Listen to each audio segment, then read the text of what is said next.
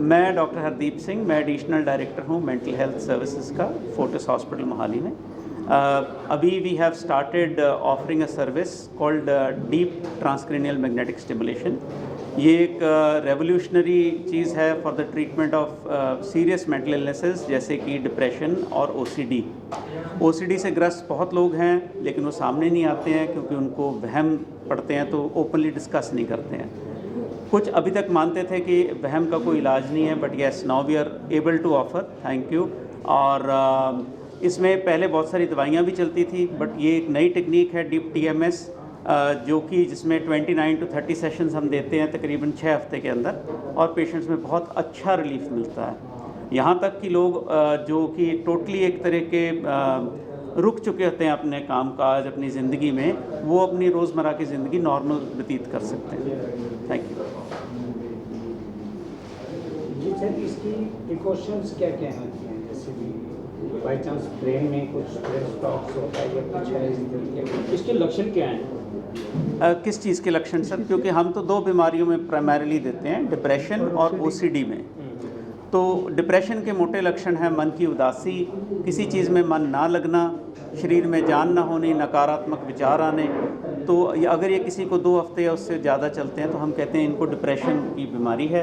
OCD जो है उसमें लोग जिसको साधारण भाषा में बोलते हैं वहम, कुछ लोग जैसे बार बार हाथ धोते हैं, कोई भी क्रिया बार बार करते हैं, उनको तसल्ली नहीं होती है, तो उसको हम ओसीडी बोलते हैं। जब तक वो कर नहीं देते हैं, उस विचार को कैंसिल नहीं कर पाते हैं, तब तक उनको तसल्ली नहीं होती।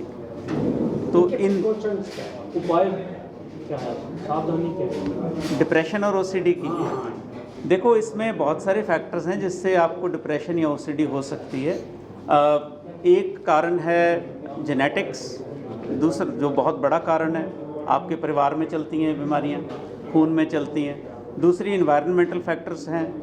तीसरा बायोलॉजिकल फैक्टर्स हैं जो हमारे अंदरूनी हैं, कुछ हमारी चेंजेस होती हैं तो उसको लेके चलती हैं। तो ऐसा नहीं है कि हम कोई 1 2 3 लिस्ट बना सकते हैं कि प्रिवेंशन हो सकती है, बट हाँ, हम ये कहते हैं एक हेल्दी लाइफस्टाइल अडॉप्ट करें, एक्सरसाइज करें, लोगों से मिलें, जितने लोगों से मिलते हो, जितने आप इंटरेक्ट करते हो लोगों से, आपके इमोशंस बढ़िया रहते हैं, तो डिप्रेशन को ठीक कर सकते हो। लेकिन अगर हम ओसीडी की बात करते हैं, वहाँ पर बाय नेचर जो है वो इंसान जो है वो सबसे कटता जाता है, वो क्योंकि उसको अपने जो विचार हैं वो उसको ले बैठते हैं, वो बार बार आते हैं।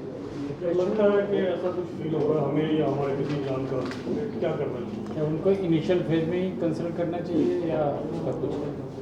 जो ओसीडी की बीमारी है वो हम देखते हैं 20 से 30 साल की एज में सबसे ज़्यादा होती है। होने को पहले भी हो सकती है, बाद में भी हो सकती है। ऐसे ही डिप्रेशन भी अप्रॉक्सीमेटली इसी एज में मैक्सिमम देखी जाती है। अगर किसी को भी ये लक्षण जो मैंने पहले आपको बताया, ये थोड़े बहुत भी लगते हैं, बेस्ट रहता है कि जल्द से जल्द हम एक साइकियाट्रिस्ट को मिलें। हमारे यहाँ पे उसको डिले करने की एक टेंडेंसी है। बहुत सारी बीमारियां हैं जो कि हम डीप टीएमएस, दोनों में बहुत सारे पेशेंट्स में हम डीप टीएमएस, अकेली डीप टीएमएस से हम इलाज कर सकते हैं, उनको दवाइयों की भी शायद ज़रूरत ना पड़े। बट हाँ, दवाइयाँ आजकल बहुत अच्छी आ रही हैं, उनके भी बड़े अच्छे रिजल्ट्स हैं। जो लोग दवाई नहीं लेना चाहते उनके लिए तो डीप टीएमएस एक चमत्कारी चीज़ है। ये जो ओसीडी बोला आपने और जो डिप्रेशन में आता है पर्सन, इसका अगर इलाज किया जाए तो कितना एक एक्सपेंसिव? देखो, अगर तो अकेली दवा से हम बात करते हैं, कोई इंसान दवा से रिस्पॉन्ड करता है, क्योंकि हर पेशेंट जो है वो पहली दवाई से रिस्पॉन्ड करे ना करे हमें नहीं पता, ऐसा कोई टेस्ट नहीं बना है, वो कर जाएगा। मान लो अकेली दवा से रिस्पॉन्ड करता है तो उसका खर्चा थोड़ा कम रहता है। लेकिन अगर किसी को साथ में काउंसलिंग सर्विसेज या हम साइकोथेरेपी की बात करते हैं, वो ऐड करनी पड़ती है, उसका खर्चा और बढ़ जाता है। तो उसी चीज़ को कट डाउन करने के लिए डीप टीएमएस है, इसके साथ ओवरऑल एक्सपेंसेस जो हैं वो कम होते हैं। आप एक साधारण गाड़ी को आप एक हाई एंड गाड़ी के साथ कंपेयर नहीं कर सकते हो, नंबर 1।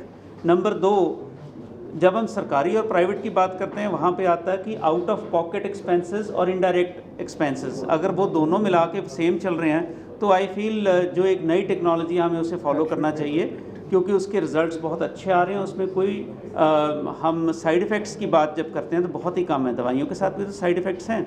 अगर कोई काउंसलिंग करता है, मैंने पहले बताया कि काउंसलिंग में हो सकता है जो काउंसलर है उसकी पेशेंट के साथ डायरेक्टली वैसी रैपो ना बन पाए या उसकी स्किल्स वैसी ना हो कि उस चीज़ को डिटेक्ट कर पाए, तो वो सारा चौपट हो जाएगा वहीं पे। एटलीस्ट लास्ट में मैसेज क्या है? मैसेज ये है सर कि जितनी जल्द से जल्द हम इलाज करवा पाएँ उतना ही अच्छा। मानसिक बीमारियों से डरो मत, इनका सामना करो, ओपनली इनके बारे में डिस्कस करो।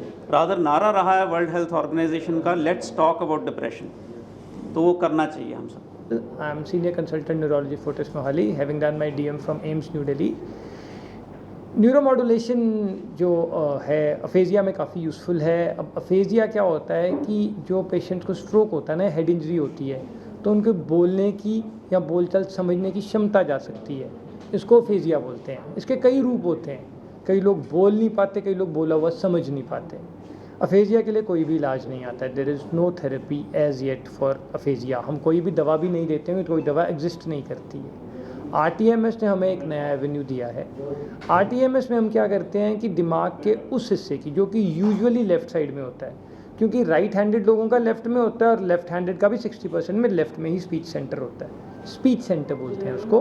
तो इससे हम उसको कंट्रोल कर सकते हैं और इससे हम उसको जगाने की कोशिश कर सकते हैं। तो RTMS एक नई मोडालिटी है, डीप TMS इनफैक्ट, क्योंकि जो हमारे पास मशीन है वो 2 सेंटीमीटर गहरा पेनिट्रेट करती है और frankly the depth of the magnetic field matters. जितना अच्छा मैग्नेटिक फील्ड होता है उतना गहरा जाएगा, उतना हम उस एरिया पे काम कर पाते हैं। तो हम उस एरिया को हाई फ्रीक्वेंसी स्टिमुलेशन से जगाने की कोशिश करते हैं और ये देखा गया है कि हाई फ्रीक्वेंसी स्टिमुलेशन से लेफ़्ट साइड जो हम स्टिमुलेशन करते हैं वहाँ पे ब्लड फ्लो बढ़ता है। स्टडीज़ की गई हैं, MRI परफ्यूजन स्टडीज़, MRI आपको ब्लड फ्लो भी दिखा देता है। तो वो स्टडीज़ की गई हैं RTMS करने से पहले और RTMS करने के बाद, और देखा गया कि वहाँ से एक तो ब्लड फ्लो बढ़ जाता है और एक पेशेंट की बोलने की क्षमता में इम्प्रूवमेंट आती है। इसमें कितने % तक आप क्या? ये कोई परसेंटेज का कोई भी फिगर आपको नहीं दिया जा सकता है, क्योंकि अभी इतने पेशेंट नहीं हुए, काफ़ी पेशेंट हुए हैं। आप लगा लीजिए हर पेशेंट, एक तो ये बेटर वर्क करेगा इन द फर्स्ट 1 साल के अंदर, बेटर काम करेगा, स्ट्रोक होने के 1 साल के अंदर बेटर काम करेगा। एंड जो फिगर्स हैं 15 to 60% इम्प्रूवमेंट है किसी में। That will cover varying from individual to individual, हर आदमी में अलग आएगी। पर एज सच अफेजिया के लिए अभी कोई ट्रीटमेंट नहीं था। This is the first treatment we have. जैसे कि मैंने बताया यूरोपियन अप्रूवल है, अभी FDA अप्रूवल नहीं है, but hopefully shortly FDA approval भी आ जाएगा इसका।